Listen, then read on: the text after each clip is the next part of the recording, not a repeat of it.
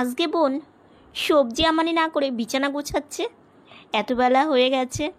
আজকে বোন হচ্ছে বিছানার কাজগুলো নিয়ে করছে, মা রান্নার দিকটা দেখছে।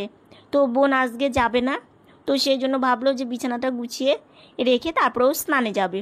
শুভ সকাল বন্ধুরা, এশার লাইফস্টাইলে তোমাদের অনেক অনেক স্বাগত আর অনেক ভালোবাসা।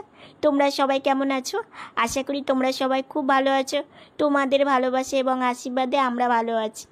আজকে হচ্ছে বৃহস্পতিবার আর এখন বাজে 9টা 10। নতুন দিন নতুন সকাল, তোমাদের সঙ্গে নতুন একটা ভিডিও শুরু করলাম। তো বোন এদিকে বিছানা গোছাচ্ছে।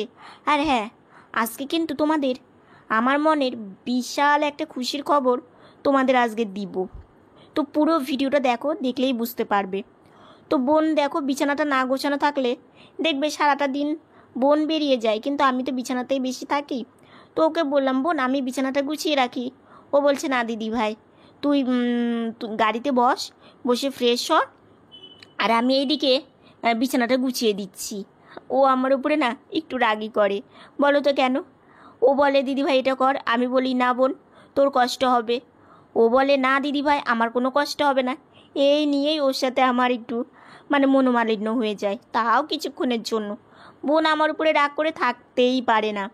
আজকেই তো বলছে দিদি ভাই তুই খাওয়া দাওয়া করে নে, তারপর আমি স্নানে যাই। আমি বললাম না, তুই স্নানে যা, আমি এদিকে মায়ের রান্নাবান্না একটু দেখবো, তারপরে আমি খাওয়া দাওয়া করব। মায়ের হাতের কাজ একটু কম হবে তখন।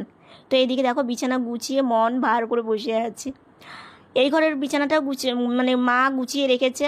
তো বিছানা গোছানো থাকলে বেশ ভালোই লাগে দেখতে, তাই না? দুই ঘরের বিছানাটা তোমাদের একটু দেখিয়ে নিলাম, বেশ গোছগাছিয়ে আছে। তো এখন হচ্ছে আমি ফ্রেশ হব। তো এইদিকে মা রান্না বসিয়ে দিয়েছে, আর আজকে ভাজাভুজি হবে। এই যে আলু ভাজা, তা পটল ভাজা, আর ওই যে গাটি কচু, সেই গাটি কচু বাবা এনেছে। তো এটা জানো, এই গোল গোল করে আমানি করে একটু লবণ মাখিয়ে রেখে তারপরে ধুয়ে নিতে হবে। আর ভাজা করলে যা মুচমুচে হয়, কি বলবো, গরমের প্রথম এনেছে। আর এদিকে ডালটা সেদ্ধ হয়ে গেছে, ডালটা সম্বারা দেবে। তো ডাল সম্বারা দিয়ে ভাই সোনার জন্য, গৌরের জন্য তুলে রেখেছে। আর ওই যে গাটি কচুটা তোমার হচ্ছে ভাজা করে নিচ্ছে। এটাকে আমরা গাটি কচুও বলি, আবার কচির বইও বলি। তো তোমরা কি বলো জানিও। তো এইদিকে মা ছেড়ে দিল, দিয়ে এটা একটু বেশি তেলে একটু ভাজা ভাজা করতে হয়, কিন্তু না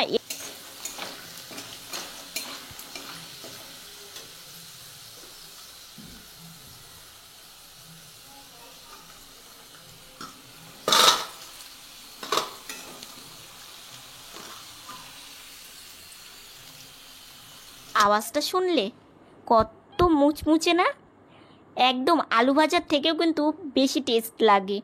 তো এটা এই গরমের সময় যখন পাওয়া যায় এই গাটি কচুটা, তখন হচ্ছে মা করে। আর এদিকে পটল ভাজাটা ছেড়ে দিল। তো পটলটা না একটু অন্যরকম করে আমানি করেছে, বেশ ভালো লাগে খেতে, এক এক দিন এক এক রকম।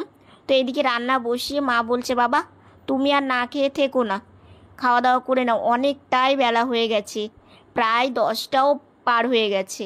তো বোনের স্নান হয়ে গেছে। তো আমি ভাবলাম যে না এখন খেয়ে নিই, না হলে বোন বেরিয়ে বলবে দিদি ভাই তুই এখনও খাসনি। তো সেই জন্যই খাওয়া দাওয়া করছিলাম। মা আমাকে খাবার দিয়ে এসে এই আলু ভাজাটা হলেই হয়ে যাবে, রান্না কমপ্লিট। আর এই যে ডাল হয়ে গেছে, আর এই যে তোমাদের দেখালাম গাটি কচু আর করলা ভাজা, তার সঙ্গে হচ্ছে আলু ভাজা আর ডাল। আজকের খাবারটা কিন্তু খুব ভালো। আর সকালের চা খাওয়ার সময়ই পাইনি, তো বোন বেরিয়ে গেছে। তো ভাবলাম যে এই চা খাওয়ার জন্য আবার উঠে বসবো। তো মাকে বললাম দাও আমি শুয়ে থেকে খেয়ে নিই। তো একটু কিছুক্ষণ বিশ্রাম নিয়ে এদিকে মা কাজে লেগে পড়েছে। এই যে বোন তো এখানে হাত পায় না, ওই জন্য এই জায়গাটা বোন গোছাতেও পারে না। তো মাকে বলে গেছে যে মা তুমি যদি সময় পাও তাহলে এই জায়গাটা না একটু গুছিয়ে রেখো, ঔষধ থাকে, সংসারে টুকিটাকি এটা ওটা থাকে। আর ওই যে দেখো চুড়ির আলনাটা, ওখানে কিছু চুড়ি রাখা আছে। তো এই জায়গাটা মা আবার সব কিছু নিচে আর নামালো না, এমনি ওখান থেকে ওপর দিয়ে সব কিছু মুছে দিল। এগুলো রোজই লাগে, তো ওষুধ খেতে তো লাগেই, আর এইখানে রোজই হাত পড়ে। তো সেই জন্যই মা ভাবলো যে সেরকম রোজই হালকা করে একটু মুছে রেখে দেয়। তারপরে দেখো আমার মা কী কাজে লেগে পড়েছে। দরজাগুলো, রাস্তার পাশে দরজা জানালা হলে যা হয়, ধুলো বালিতে একদম, মানে অনেক দিন থেকে আর মোছা হয় না। তো একটু শ্যাম্পু নিয়েছে, নিয়ে এই যে পুরো দরজাটা এইভাবে একটু মুছে দিচ্ছে। দেখো এই যে সাদা যে জায়গাটা কত সুন্দর লাগছে না, মনে হচ্ছে এখনই নতুন নিয়ে আসা হলো। তো সেই জন্য মা একটু শ্যাম্পু দিয়ে ভালো করে এইভাবে মুছে দিচ্ছে, তারপরে ভালো জল দিয়ে আবার একটু মুছে দেবে, তাহলে একদম দেখতে খুব সুন্দর লাগবে। তো মা এই কাজগুলো করছিল, আর যা গরম, মা একদম ঘেমে একদম কি বলবো, মানে খুবই গরম আর কি। দুপুরে একটু মেঘ করেছিল, কিন্তু বৃষ্টি আর দেখা পাওয়া যায়নি। তো কি করবে, কাজগুলো তো করতেই হবে। তো সেই জন্য মা ভাবলো যে অনেক দিন হয়ে গেল এই কাজগুলো করা হয় না। আর সত্যিই তাই, মা সময়ই পায় না যে বাড়তি কাজ করবে। তো ওই ঘরে দরজা করে আবার এই ঘরে চলে আসলো, এই ঘরের দরজাটাও সেমভাবেই একটু মুছে নিচ্ছে। আর আমি কি করব, মাকে বলছিলাম মা আমাকে একটু খেতে দাও। তো মা বলছে দাঁড়াও বাবা, হয়েই গেছে, আমি তোমাকে খেতে দিয়ে দিব। এখন যদি এই রান্নাঘরের দিকটা যাই তাহলে এই কাজটা আবার আর্ধেক হয়ে থাকবে। তো আমিও মাকে বললাম হ্যাঁ ঠিকই মা, কতবার একটা কাজের মধ্যে হাত দেবে। তো আমি বললাম ঠিক আছে মা, তুমি এই কাজটা করেই নাও, তারপরে আমাকে নয় খেতে দিও। তো সেই জন্য মা এই কাজগুলো করছিল, আর বাবার সঙ্গে বসে একটু টিভি দেখছিলাম। তো কী করব, মা তো কাজ করছিল, আমি তো মায়ের হাতে হাতে করে দিতে পারবো না। বোন থাকলেও বোন একটু করে দিত, কিন্তু আমার তো সম্ভব না, তোমরা তো জানোই। কিন্তু আমার কাজ করতে বেশ ভালো লাগে। একবার জানো তো, লাঠির সঙ্গে একটা মানে কাপড় দিয়ে আমি একবার দরজা পরিষ্কার করেছিলাম। তারপরে আমার বেশ শরীরটা খারাপ হয়েছিল, আমাকে তো রেস্টেই থাকতে হয়। তো সেই জন্য আমি আর করি না, কারণ শরীর খারাপ হলে মা বাবারই বেশি কষ্ট হয়। আর এই যে বারান্দার দরজাটাও মা পরিষ্কার করে নিচ্ছে। আর রইল হলো গ্রিল, তো গ্রিলটা আর পরিষ্কার করতে হবে না, সেটা বৃষ্টি এসেই করে দিয়ে গেছে।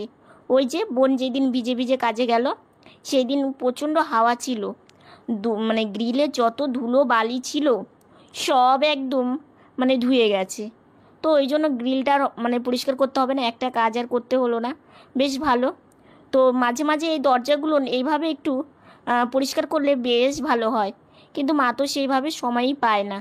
সারাটা দিন সংসারে রান্না বান্না, আমাদের আমাদের উঠানো বসানো, এগুলো সব কিছু করতে করতেই কোন দিক দিয়ে যে সময় চলে যায়, দিন পার হয়ে যায়, বোঝাই যায় না।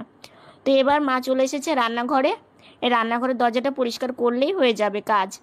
আর তোমার মেন দরজাটা মানে বাইরের দরজাটা, ওটা বাবা পরিষ্কার করেছে আর কি।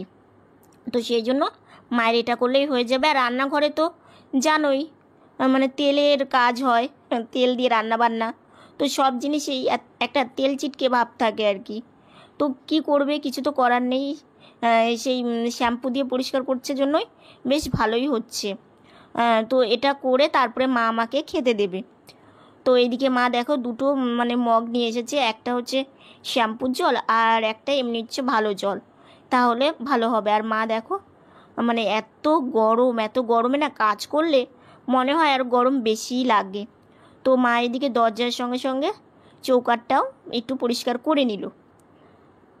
আর হচ্ছে তোমার এই দুপুরবেলার দিকটা না আজকে আর শোয়ার সময় পায়নি। তো এইদিকে মার কাজ শেষ করে আমাকে খেতে দিয়ে দিল। এই যে জলের মগটা নিয়ে এসেছে, হাত ধুয়ে নিলাম, তারপরে মা আমাকে খেতে দিয়ে দিল। মাকে বললাম মা তুমিও তো কিছু খাওনি, তুমি একদম খেয়ে নাও। তো মাকে ভাত আনতে বললাম। আর তোমাদের এই যে বলছে আলু ভাজা, পটল ভাজা আর ওই যে গাঁটি কচু ভাজা, তো এটা দিয়েই ভাত খেতে বসে পড়েছি। আর তোমার লেবুটা না নেওয়ার কথা মনে ছিল না, মানে মাকে যে বলবো সেটা মনে ছিল না। আর ফ্যান চালিয়ে একটু খেতে বসেছি, কারণ গরমে আর ভালোই লাগছে না। চুল মা একটু ক্লিপটা দিয়ে একটু বেঁধে দিয়েছে, তার জন্য তাও একটু ভালো লাগছে। তো মা বলছে খাওয়া দাওয়া করে নাও, চলো বাইরে থেকে একটু ঘুরে নিয়ে আসি। তাই আমি বললাম না মা, তুমি আজকে অনেক কাজ করেছো, তুমি একটু রেস্ট নাও খাওয়া দাওয়া করে। তো এই যে মা ভাত নিয়ে আসলো, মা আমার সঙ্গে খেতে বসেছে, মা টেবিলে আর আমি এই যে তক্তার উপরে আর কি, নিয়ে খাওয়া দাওয়া করে এদিকে দেখি বোনও চলে এসেছে। খেতে খেতে অনেকটাই বেলা চলে গেছে। তো বোন এই যে গাড়িতে বসছে, আর গাড়িতে বসে এই যে বাড়িতে আসছে। আর মা আর আমি একটু বসেই ছিলাম, আর বোনের এই হাসি মুখটা দেখতে আমার ভীষণ ভালো লাগে। জানো তো। তো এই জামাটা না অনেক দিনের পুরনো জামা ছিল। তো বোন আর একদিনকে দেখলে না যে জামা কাপড়গুলো গোছাচ্ছিল। এই যে দেখো মা আর আমরা একটু যাচ্ছি সামনের দোকানে, একটু হচ্ছে চিনি আনতে, চা খাবো। তো চিনিটা বাড়ন্ত আছে, তো চলো বাইরে গিয়ে দেখছি। সেখান থেকে ওই জামাটা বের করেছে, অনেক দিনের জামা। তো বোন বলছে যে আজকে এই জামাটা পরেই কাজে যায়। তো ও সেইটা পরেই গিয়েছিল। আর এই যে আমি আসলাম দোকানে, তো মা ওইদিকে দাঁড়িয়ে আছে, কাকিমা এখনও আসেনি। তো কাকিমাকে আবার ডাকলাম আমি। তো এই যে জিনিস নেওয়া কমপ্লিট হয়ে গেছে। তো মা বলছে বাইরে যখন বেরিয়েছি চলো একটু পুকুরের ওই সাইড থেকে ঘুরে আসি।